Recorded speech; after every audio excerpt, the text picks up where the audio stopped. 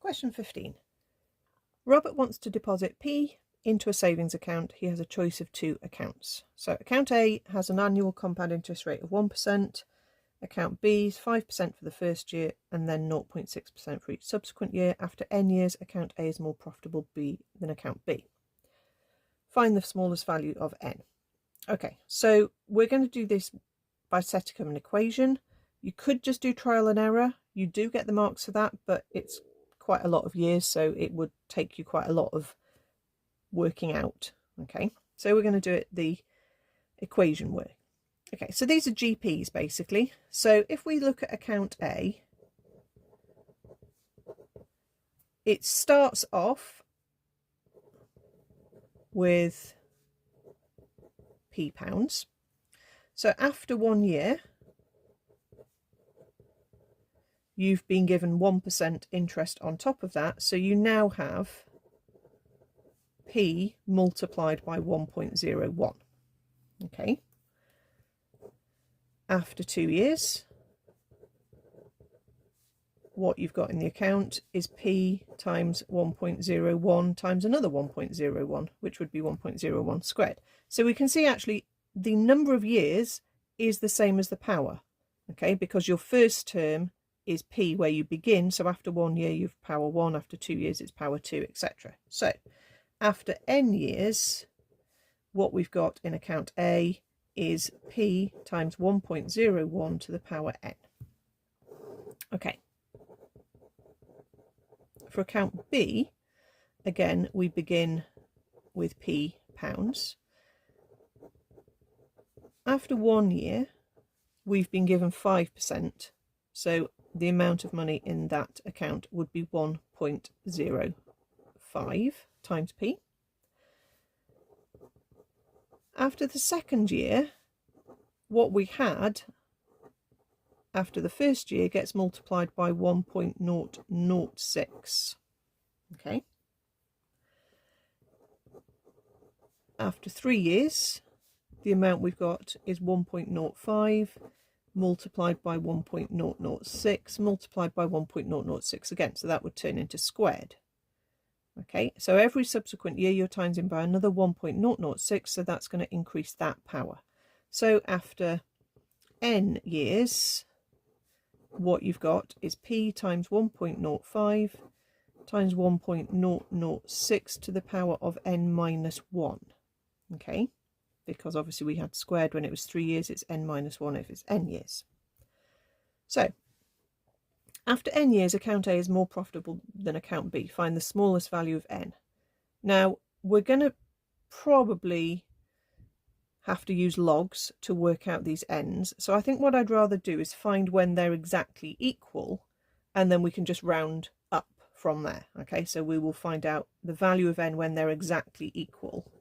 You can do it with inequalities, but I don't think inequalities and logs are particularly easy to deal with together. So we want P times 1.01 to the n to be the same as P times 1.05 times 1.006 to the n minus 1. Get rid of the P straight away.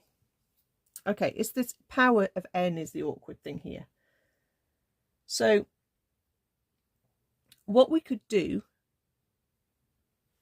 is somehow turn this power of n minus 1 into a power of n. And what we could do to do that is multiply through by 1.006 on both sides.